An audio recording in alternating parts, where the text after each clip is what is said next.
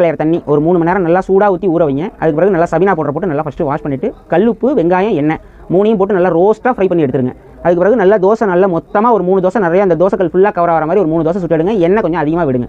அதை தூக்கி போட்டுருங்க, சாப்பிட வேண்டாம். அதுக்கப்புறம் யூஸ் பண்ணுங்கள், சூப்பராக வரும். இதோட ரேட் பார்த்தீங்கன்னா 10 இன்ச்சு 300 ரூபா.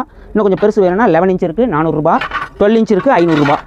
இது பார்த்தீங்கன்னா செங்கோட்டை இருக்குன்னு பேர். ரயில்வே கல் இது நல்லா ஹெவியாக இருக்கும், அடி பிடிக்காது, தீயாது, உங்களுக்கு பழக சூப்பராக இருக்கும். கல் மெல்லிசா வாங்கினீங்கன்னா அடி பிடிக்கும், தீஞ்சு போகும். கொஞ்ச நாள் ஆகிட்டாக்கா கல் வந்து உப்பிக்கும், சூடு ஆக பார்த்தீங்கன்னா கல் உப்பிக்கும். அப்போ தோசை மாவு நடுப்புற ஊற்றும் போது பார்த்தீங்கன்னா சைடில் 2 பக்கம் வழிஞ்சு ஓடும். இதில் அந்த மாதிரி ஆகாது. 2 பக்கம் உங்களுக்கு சேஃப்டிக்கு ஹேண்டில் கொடுத்துருப்பாங்க. தோசைக்கல் அப்படின்னு கேட்டிங்கன்னா கூட இருக்குது. கேஸ்டைன் தோசைக்கல் இருக்குது. இதோட சைஸ் பார்த்தீங்கன்னா 11 இன்ச்சு. இதோட விலை 300 ரூபா. அது இல்லை எனக்கு கொஞ்சம் பெருசாக வேணும் அப்படின்னு கேட்டால் கூட இருக்குது. இது 12 இன்ச்சு வரும். இது 400 ரூபா வரும். இது குழி மாடல். இதில் எனக்கு ஃப்ளாட்டாக வேணும்னு கேட்டால் கூட ஃப்ளாட் இருக்குது. ரேட் அதே ரேட்டு தான். 11 இன்ச்சு 300 ரூபா, 12 இன்ச்சு 400 ரூபா. அடுத்து பார்த்தீங்கன்னா கிரில் பேன். இந்த சிக்கன் ஃப்ரை பண்ணுறது, உங்களுக்கு மீன் ரோஸ்ட் போடுறதுக்கு, பிரெட் டோஸ்ட் பண்ணுறதுக்குலாம் உள்ளது இருக்குது. இது சீசனிங் பண்ணது. இது சைஸ் 8 இன்ச்சு. இதோட விலை 500 ரூபா வருது.